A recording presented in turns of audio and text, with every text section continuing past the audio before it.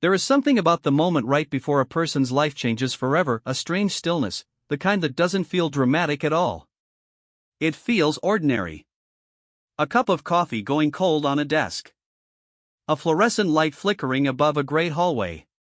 A woman straightening the collar of her uniform before walking into a room full of people who have already decided they don't respect her. That is exactly how it began for Sarah Mitchell. Not with thunder. Not with warning.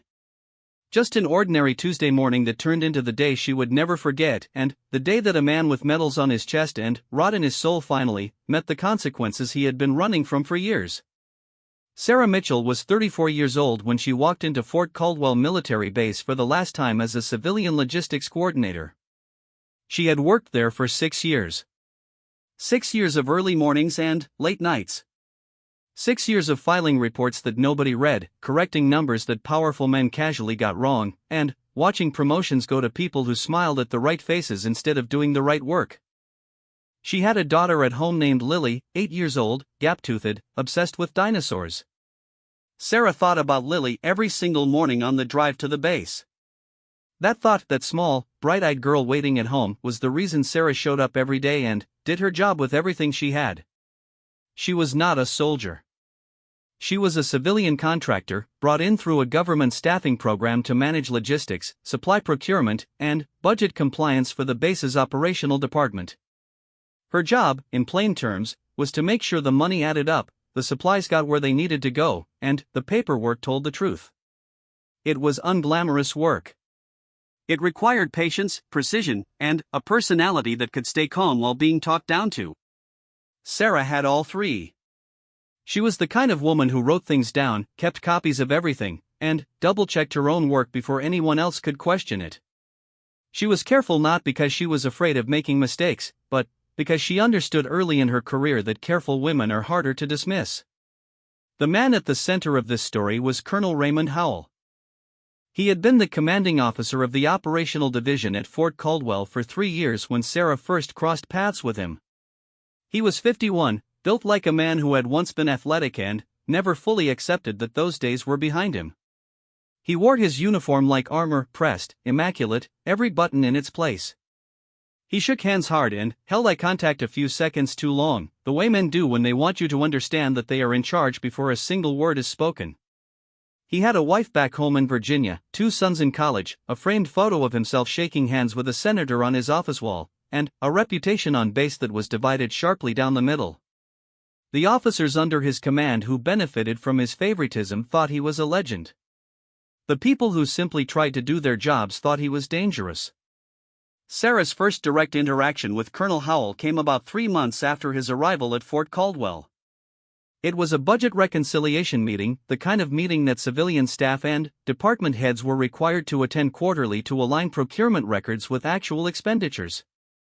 Sarah had prepared thoroughly. She always did.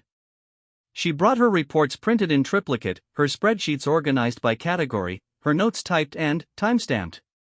She sat at the far end of the conference table with 2 other logistics coordinators, waiting for the meeting to begin. Howell walked in 10 minutes late, dropped a folder on the table without opening it, and started talking. He spoke fast and, with total confidence, moving through budget line items the way a man moves through a room he owns. He cited numbers. He made decisions. He talked over the 2 senior budget analysts twice without noticing. And then, he said something that made Sarah's pen stop moving across her notepad. He referenced a procurement allocation for vehicle maintenance parts, a figure that was, according to every record Sarah had in front of her, nearly $40,000 more than what had actually been authorized. She looked down at her papers. She looked back up. She waited for someone else to say something. No one did. The 2 analysts beside her kept writing. The junior officers nodded. Howell kept talking. Sarah raised her hand. Howell looked at her the way a man looks at a minor inconvenience, briefly, with mild irritation. She told him, politely and clearly, that the number he had referenced didn't match the approved allocation in the procurement records. She showed him the page. She told him the correct figure. The room went very quiet. Howell stared at her for a moment, then smiled the tight, controlled smile of a man who was deciding how to handle something without making a scene, and told her that the allocation had been amended. He said the updated figures would be reflected in the next reporting cycle. Then, he moved on. Sarah wrote everything down. She wrote down the number he had said. She wrote down the number in the records. She wrote down the date and the time and the names of everyone in the room. Then, she went back to her desk and started digging. What she found over the next several weeks was not simple. It was not one mistake, one misplaced decimal, one honest clerical error. It was a pattern.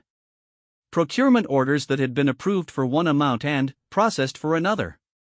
Vendors listed in the system that did not appear in any official contractor database.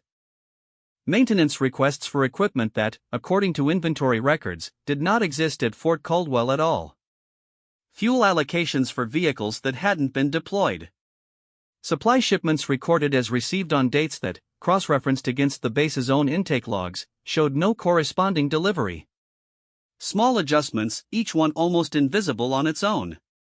But, together, laid out across 6 quarters of records, they told a very specific story. Money was leaving the budget. It was going somewhere. And someone with access to multiple levels of the procurement and authorization system had been moving it carefully, patiently, and with enough knowledge of the system to make each transaction look legitimate at first glance. Sarah did not panic. She did not confront anyone. She did not send a heated email or march into Howell's office or call a colleague in a panic.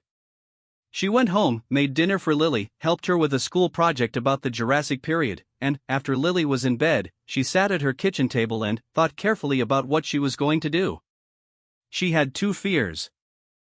The first was that she was wrong, that she had misread something, that there was a legitimate explanation for what she was seeing, and that by raising it she would embarrass herself and lose her job over a misunderstanding.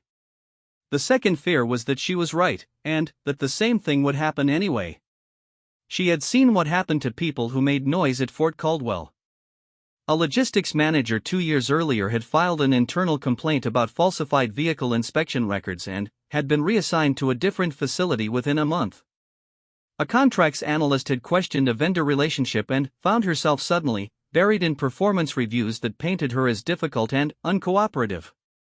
The system at Fort Caldwell had a way of making the people who told the truth feel like they were the problem. But Sarah also thought about Lily. She thought about the kind of woman she wanted her daughter to grow up believing her mother was. She thought about the people on base whose safety and readiness depended on supplies and equipment being where the records said they were.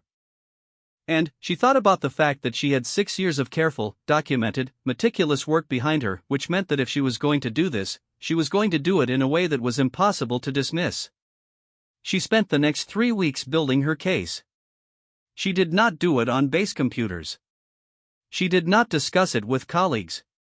She came in early, accessed records she was legitimately authorized to access as part of her role, printed what she needed, documented her methodology, and cross-referenced every anomaly against at least 2 independent data sources before including it in her file. When she was done, she had a 47-page document with supporting attachments that laid out, in clear and simple language, a trail of procurement fraud totaling what she estimated to be somewhere between $200,000 and $400,000 over an 18-month period. She identified the authorization signatures. She mapped the vendor irregularities. She flagged the inventory discrepancies. And she included a timeline that showed when the pattern had begun, which was, with a precision that did not feel like coincidence, approximately 1 month after Colonel Raymond Howell had taken command of the operational division. She did not send it through internal channels. She already knew what internal channels looked like at Fort Caldwell. Instead, she contacted the Department of Defense Inspector General's office directly, through the official hotline, and filed a formal complaint. She sent her documentation electronically through their secure submission portal. She kept copies of everything on a USB drive in her apartment, in a cloud account her sister held the login for, and, in a sealed envelope she mailed to her own attorney, whom she had quietly consulted 2 days before filing, explaining only in general terms that she was about to file a government fraud report and wanted to understand her rights. She told no one at work. She went to the base the next morning, the morning after she filed the complaint, and she did her job. She answered emails. She attended her scheduled meetings. She processed procurement requests. She was polite and professional and completely unremarkable. She was exactly the kind of woman that Colonel Raymond Howell had looked at and decided was not a threat. For about 6 weeks, nothing visible changed. The Inspector General's office acknowledged her submission and assigned it a case number. She received a brief follow-up from an investigator, asked to provide additional records, which she submitted. Life at Fort Caldwell continued in its usual rhythm. Howell held his weekly command briefings. The operations department filed its monthly reports. The coffee in the break room was still bad. The fluorescent light above the east hallway still flickered. And then, on a Thursday morning in late October, Colonel Howell called Sarah into his office. She had been in his office before, twice, for routine department briefings. It was a large room, ordered and cold, the kind of office that communicated authority more than it communicated humanity. The senator photo on the wall. A flag in the corner. A desk that was never cluttered because Howell had staff to handle the clutter. She sat down in the chair across from him, set her notepad on her knee, and waited. He didn't sit. He stood behind his desk with his hands behind his back and told her that he had received a report from the base's internal audit team indicating that several procurement files in her department had been flagged for irregularities. He said the audit showed discrepancies in records that fell under her coordination responsibilities. He spoke in the measured, administrative language of a man who has had this kind of conversation before, a language designed to sound procedurally sound while being, at its core, a setup. He said that given the severity of the audit findings, and given that the irregularities appeared to trace back to her area of oversight, he had no choice but to suspend her access to base systems pending a formal internal review. He was suspending her for the fraud she had reported him for. She looked at him very carefully as he spoke. He had the practiced calm of someone who was confident in his position. He had clearly moved faster than she had expected. Someone inside the base must have become aware of the IG inquiry, or had noticed the unusual records access pattern, and had reported back to him. He was trying to get ahead of it. He was trying to make her the story before she could make him the story. He told her that her base access credentials would be deactivated by end of business. He told her she should collect her personal belongings and that she would be contacted by the internal review board within the week. He said all of this without raising his voice, without stepping from behind his desk, without once acknowledging that she had sat in a meeting with him months ago and told him, plainly and clearly, that the numbers were wrong. He dismissed her. On the spot. In that cold, ordered office, with the senator watching from the wall and the flag standing at perfect attention in the corner. Sarah Mitchell stood up. She picked up her notepad. She thanked him, because she had been raised to be polite even to people who did not deserve it. She walked out of his office, down the flickering hallway, to her desk. She took her personal items, a photo of Lily, a coffee mug, a small cactus she had named Gerald, and put them in a canvas tote bag. She logged out of her computer. She handed her access badge to the front desk officer, who looked at the floor when he took it from her. And she walked out of Fort Caldwell Military Base.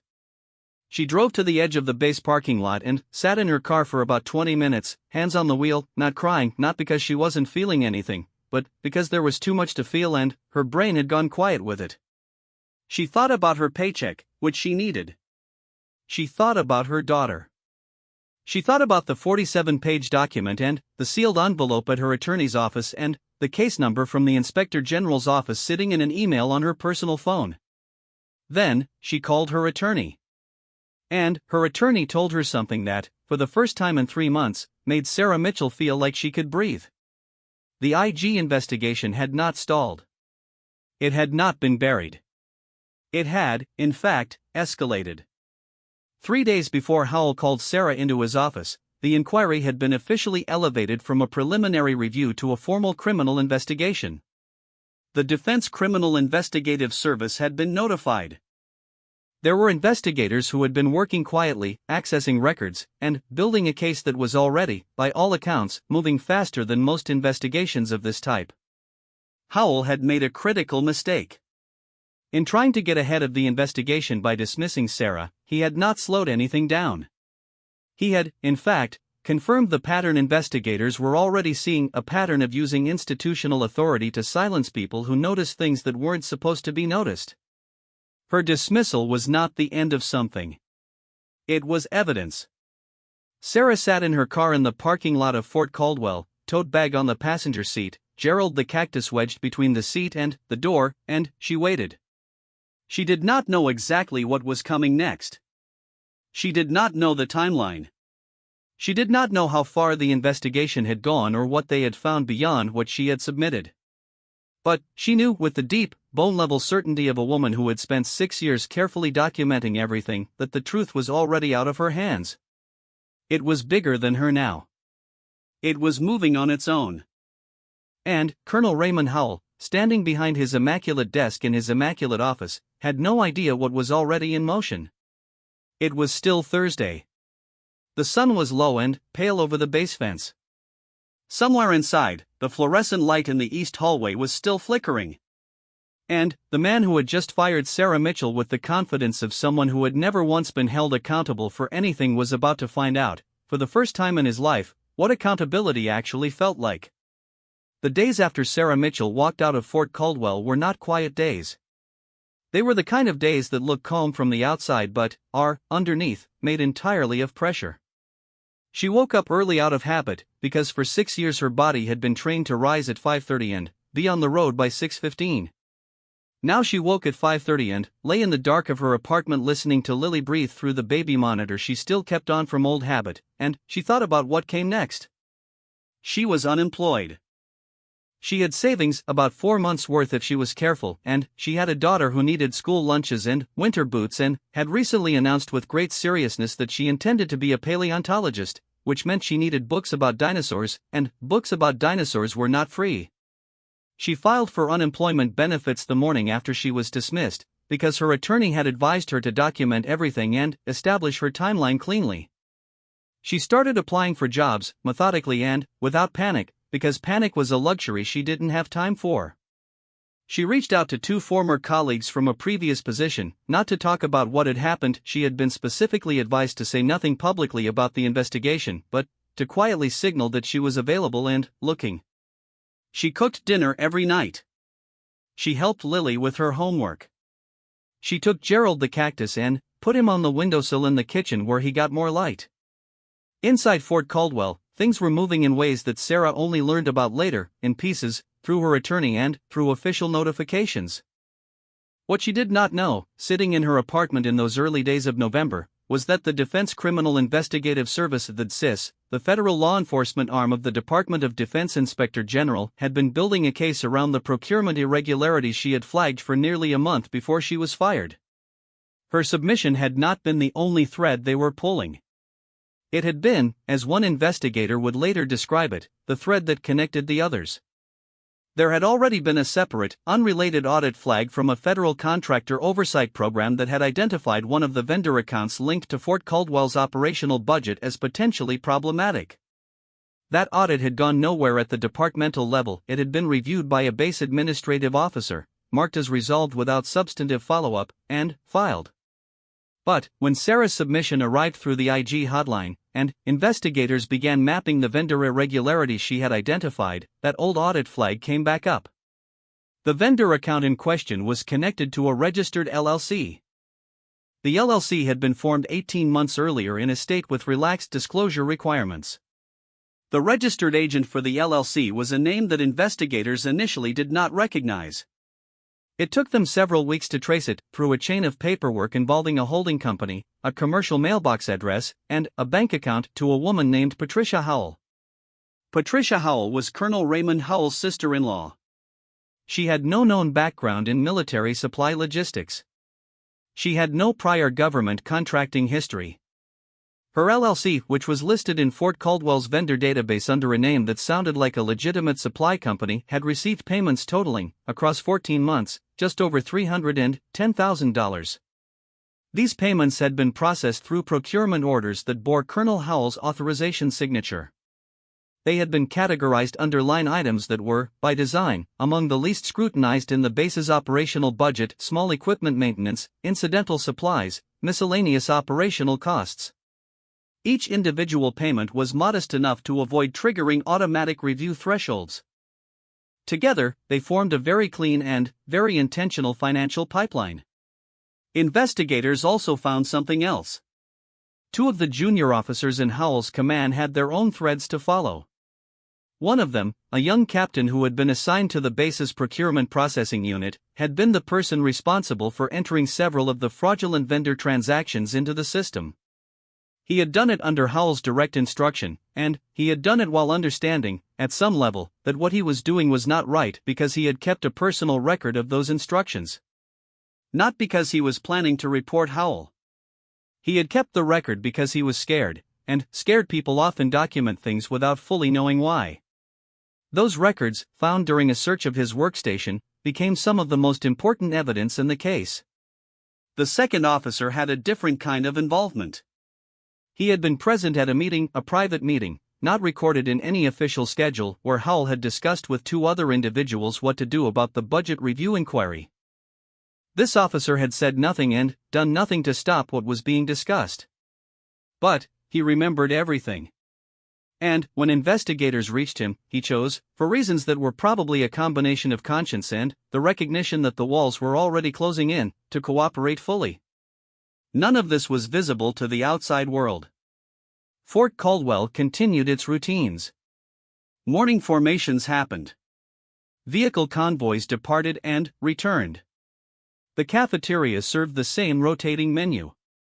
Howell conducted his weekly command briefing with the same pressed uniform and the same hard handshake and the same framed senator photo on the wall. As far as the base population knew, a civilian logistics coordinator had been let go following an internal audit, and that was the end of it. Howell had managed the optics carefully. He had spoken to his direct reports about it in passing, framing it as a regrettable but necessary personnel action. He had not over-explained. He had not drawn attention. He had handled it exactly the way a man who has done this kind of thing before handles it. What Howell did not know, and what investigators were banking on, was that the process of dismissing Sarah had created a new and visible record. Her termination had been processed through base HR on a day that, cross-referenced against internal communication logs, showed a notable pattern of activity. Emails between Howell and two of his senior staff had been sent and received in the 48 hours before he called Sarah into his office. Those emails, once investigators obtained them through a federal warrant, contained language that was careful but not careful enough: references to the audit situation, to getting ahead of personnel issues, to cleaning up the coordination side before the quarter closes. None of those emails mentioned Sarah by name. But they didn't need to. The timing was its own testimony. And then, there was a conversation, a real conversation, spoken aloud, in an office with a door that didn't seal as tightly as the person speaking thought it did. Howell had spoken with his administrative aide, a staff sergeant named Torres, on the afternoon of the day he fired Sarah. He had been calm during the firing itself. Afterward, according to Torres, he had been something different. He had paced. He had told Torres that the problem was handled. He had said, in words that Torres would later repeat under formal interview, that the woman had been making noise for months and that he should have moved on her earlier. He said that the internal review process would take long enough to bury everything. He said that by the time anyone external got around to looking, the records would be clean. Torres had gone home that evening and sat with that conversation for a long time.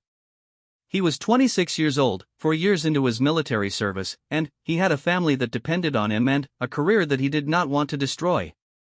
He had worked for Howell for 8 months and had told himself, as people often do when they are around powerful men doing bad things, that it was not his business, that he didn't know enough to say anything, that it wasn't his place. He had told himself those things enough times that they had started to feel like facts instead of rationalizations. But that conversation, those specific words, that specific tone, the casual certainty of a man saying that a woman had been silenced and that it would hold something about it sat in Torres's chest like a stone.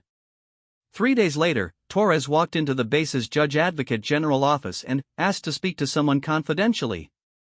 He told them what he had heard. He was referred to the DSIS investigators who were already working the case. He gave a formal statement.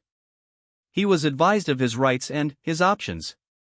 And then, he went back to his duties and waited, the way Sarah had waited, with the particular quiet anxiety of someone who has stepped into a current they cannot fully see.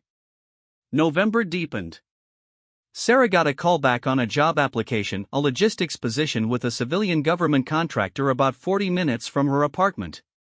She went to the interview. She was good in interviews because she was clear-thinking and well-prepared, and she didn't pretend to be something she wasn't. They offered her the job 2 days later, at a salary that was modestly lower than what she'd been earning, but enough. She accepted it. She started 3 weeks later. She drove the 40 minutes each way without complaint, stopped at a drive-thru for coffee, and spent her lunch breaks eating at her desk and reading scientific papers about the Cretaceous period to answer Lily's questions accurately. Life moved forward, as life does, even while the larger thing was still unfolding. She heard nothing official for most of November. Her attorney kept in contact with the DSIS, and the updates were consistent. The investigation was active, it was progressing, and Sarah's cooperation was valued. She was asked twice to provide supplemental information, once regarding specific vendor transaction dates she had noted in her original submission, and once to clarify the scope of her access to the records she had drawn from. She provided everything promptly and completely. She did not press for details about the investigation that she wasn't entitled to. She waited. The first visible crack appeared in the first week of December. It was minor, at least from the outside. Colonel Howell was removed from his weekly command briefing schedule. The announcement was internal, framed as a temporary reassignment of briefing responsibilities pending a senior leadership review. It was the kind of administrative language that means almost nothing to civilians but means everything to people inside a military hierarchy. It was the first signal that something was happening at a level above the base. Officers noticed. Staff noticed. The base population noticed in the way people notice when a very loud clock suddenly stops ticking, not with alarm, but with a new and heightened awareness of the silence. 2 days later, Howell's administrative access to the procurement system was quietly suspended. He was not publicly notified. His login credentials simply stopped working. When he raised it with the base's IT security office, he was told that there was a routine security audit in progress and that access would be restored shortly. It was not restored. He raised it again, this time with greater urgency, and was told to direct his inquiry to the base commander's office. He was not given a meeting. He was told someone would follow up. He called in a favor a senior contact at the Pentagon, someone he had cultivated through years of the right handshakes and the right dinners and the right donations to the right causes. His contact told him, in terms that were oblique but unmistakable, that there was a federal inquiry that had moved to a level where he could not intervene. He told Howell to get a lawyer. He said this without warmth, as a man who had just quietly stepped back from a fire he saw coming says something to someone still standing too close. He told Howell to get a lawyer and he ended the call. Howell got a lawyer. He got an expensive one, a former military prosecutor with a reputation for defending senior officers in federal cases. That lawyer arrived at Fort Caldwell on a Thursday afternoon and met with Howell in his office for 2 hours. What was said in that meeting was never made public. But the lawyer, exiting the base afterward, looked, by the account of the security officer who checked him out at the gate, like a man who had just heard something he hadn't expected. Sarah was at her new job on that Thursday, processing procurement clearances for a municipal infrastructure contract, eating lunch at her desk, reading about the fossil record of the ankylosaur for Lily. She had no idea any of this was happening. She would not know about most of it until later, when investigators reached out to inform her that the investigation had reached a decisive phase. She was asked to make herself available the following week for a final supplemental interview. Her attorney went with her. The interview lasted 3 hours. She was thorough, clear, and completely calm, because she had been telling the truth from the beginning, and truth does not require preparation. She drove home afterward and picked Lily up from her after-school program, and Lily showed her a drawing she had made of a stegosaurus, and Sarah put it on the refrigerator with a dinosaur-shaped magnet, and they had spaghetti for dinner and watched a nature documentary on the couch with a blanket over both of them. Sarah held her daughter close and felt, for the first time in months, something that was not quite peace but was the early shape of it. Something that felt like forward motion after a very long stillness. She did not tell Lily what had happened. Lily knew only that her mother had changed jobs. She knew that her mother sometimes looked out the window at night with a thoughtful expression. She did not know about the 47-page document, or the sealed envelope at the attorney's office, or the vendor LLC registered to a woman in another state, or the stone sitting in a young staff sergeant's chest that had eventually become a statement. She did not know about any of it. She just knew her mom made good spaghetti and knew a lot about dinosaurs and was always there when she needed her. And, in that moment, Lily's small warm weight against her side, the documentary playing softly, Gerald the cactus on the windowsill drinking in the last of the evening light, Sarah Mitchell did not know exactly what was coming. She did not know the date or the hour or the precise sequence of what was about to unfold at Fort Caldwell. She did not know what Colonel Raymond Howell was doing that evening, whether he was worried or still confident or somewhere in between. She did not know how many people had spoken, how many records had been pulled, how many pieces had been aligned into the shape of an undeniable truth. She just knew that she had told the truth. Completely. Without hesitation. Without revision. She had told the truth at great personal cost, and she had kept her head down, and she had trusted the process, and she had been patient in the way that people who have done the right thing can afford to be patient, not easily, not without fear, but with a steady and unbroken faith that what was planted in honesty would eventually grow into something real. 2 weeks later, on a cold December morning, it did. It was a Wednesday. The kind of December morning that arrives before the sun does, gray and cold and quiet, with frost on the windshields and breath visible in the air. Fort Caldwell was already moving by 6:30, formations assembling, vehicles warming up, the base exhaling its first slow, organized breath of the day. Nothing about the morning looked unusual from the outside. The gate personnel checked badges. The cafeteria opened on schedule. The flagpole stood at the center of the main courtyard, the flag perfectly still in the windless cold. Colonel Raymond Howell arrived at his office at 7:15. His aide had placed a coffee on his desk. His schedule showed a 9 o'clock budget briefing, a 1 o'clock video conference with the regional command, and an afternoon block reserved for correspondence review. He sat at his desk, opened his laptop, and reached for his coffee. He was wearing his uniform, as always, pressed, immaculate, every button in its place. The senator photo was on the wall. The flag was in the corner. The desk was not cluttered. At 7:42, there was a knock at his office door. He said, "Come in." The door opened. And what walked through it was not his aide with a message, and it was not a junior officer with a morning report, and it was not the base commander stopping in for an informal conversation.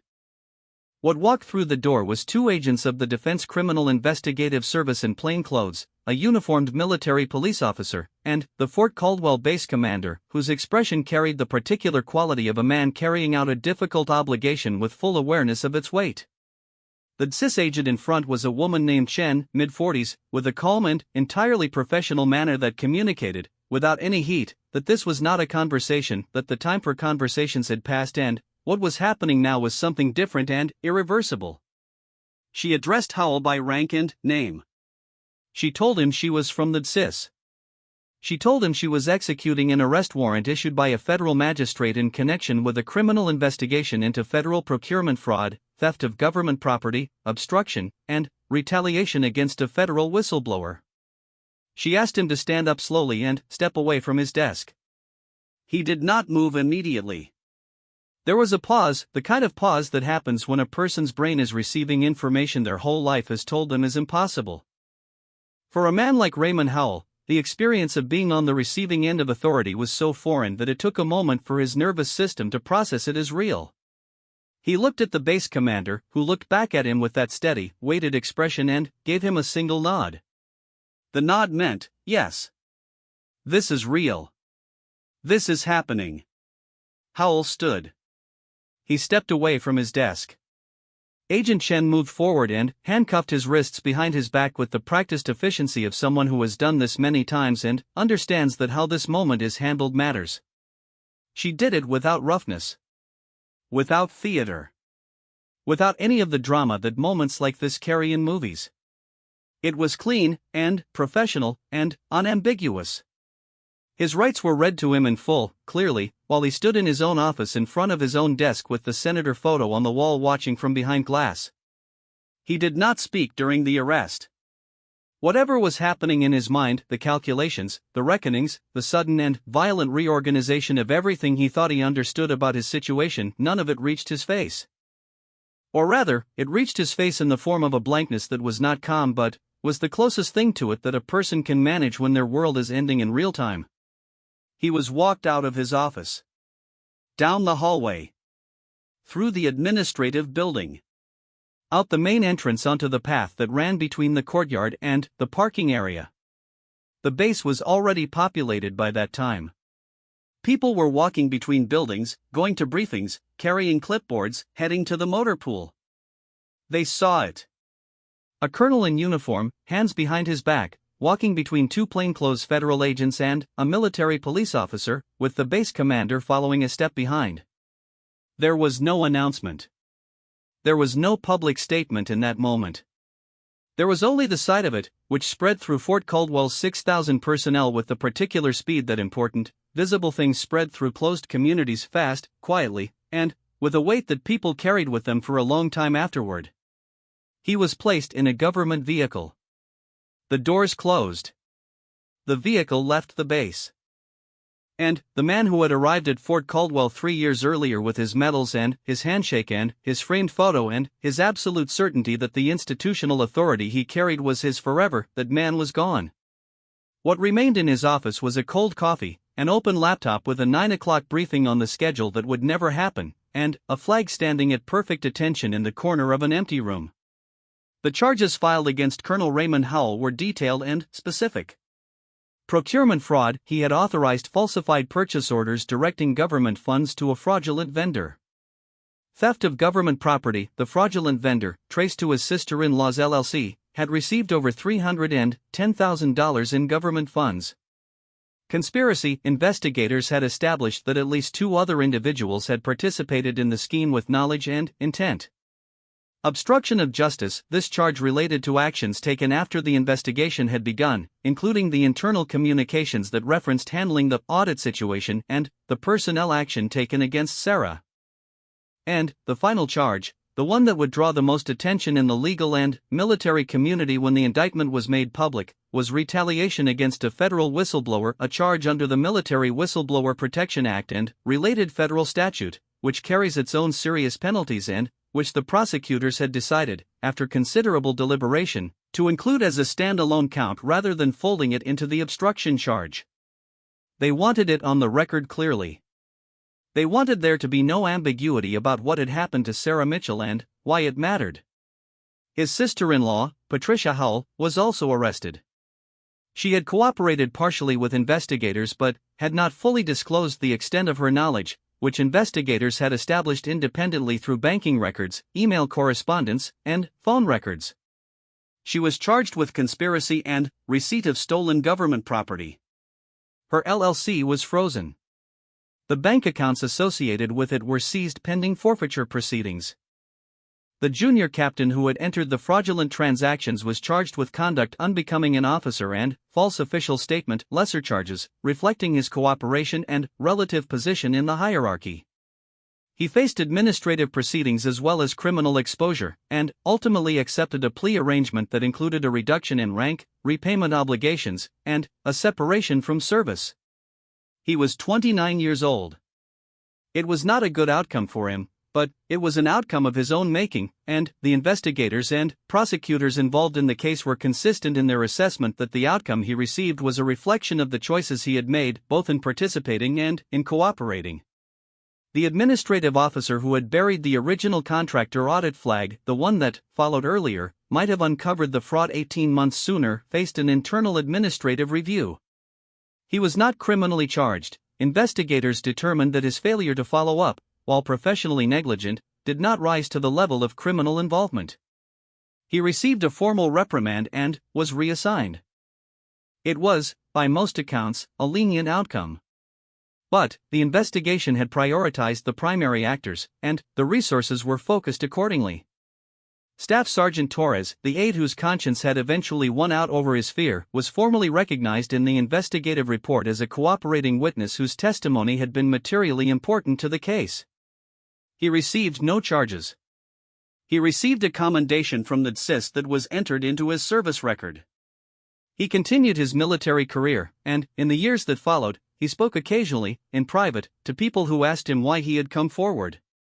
He always said the same thing, that he had listened to someone be called a problem for noticing what no one was supposed to notice, and he had understood, with sudden and complete clarity, that the problem was never her. Sarah Mitchell learned about the arrest the same morning it happened. Her attorney called her at 8:15, while she was at her desk at her new job, updating a procurement clearance spreadsheet with her coffee going warm beside her keyboard. Her attorney told her, in measured and careful terms, that the arrest had been executed that morning, that the charges had been filed, and that among those charges was a count of whistleblower retaliation. She was told that she would receive official notification from the DSIS and from the Department of Labor's Whistleblower Protection Program, both of which had implications for her situation as a dismissed federal contractor employee. She listened to all of it. She thanked her attorney. She hung up the phone. She sat at her desk for a long moment with her hands folded on the keyboard, looking at the spreadsheet on the screen, the clean columns of numbers, the organized rows, the whole careful architecture of things recorded honestly and in their proper place. Then, she picked up her coffee and drank it, because it was good and still warm, and she had driven 40 minutes for it. The news became public later that day, when the indictment was filed in federal court and the standard press release from the DOJ and CIS went out. It was not a major national story. Federal procurement fraud cases rarely are, unless they involve figures famous enough to drive clicks. But, in the military community, and in the government contracting world, and among the people who pay attention to whistleblower protection cases, it moved quickly. Legal reporters covered the specifics. Military affairs journalists wrote about the implications for the Whistleblower Protection Act enforcement within the DoD. A few advocacy organizations posted about it, noting the retaliation count and the outcome as an example of the system working as it was designed to. Several of those posts mentioned Sarah Mitchell by name only because the official filings referenced her role and her complaint by this point, making her name a matter of public record. She did not seek press coverage. She did not give interviews.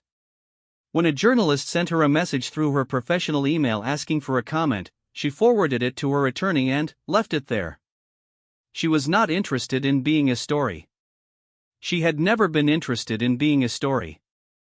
She had been interested in the numbers being right and the records being honest and the money going where it was supposed to go, to the ordinary, unglamorous, entirely necessary work of a woman who believed that doing her job correctly was not optional regardless of who was watching or who told her to stop. The legal proceedings against Howell moved through the federal system over the following months. Military courts move at their own pace, and federal criminal proceedings have their own deliberate timelines. He pleaded not guilty initially, as most defendants do, and his attorney filed a series of motions challenging the scope of the warrant, challenging the admissibility of the internal communications, challenging the standing of the whistleblower retaliation count on technical grounds. Most of the motions were denied. The evidence was extensive and well documented. Sarah had built it carefully, on purpose, knowing that carefully built things are harder to tear down. Several months into the proceedings, Howell entered into plea negotiations. The eventual agreement, reached after considerable back and forth, involved a guilty plea to the procurement fraud charge, the theft charge, and the obstruction charge. The conspiracy charge was reduced to a lesser count. The whistleblower retaliation charge remained. The prosecutors had made clear that they were not willing to drop it entirely, and the final agreement reflected that firmness.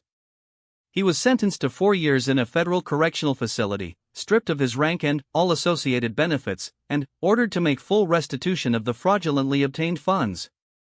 His military career, the thing he had built his identity around for nearly 3 decades, was terminated in disgrace. The restitution order included the funds that had passed through his sister-in-law's LLC.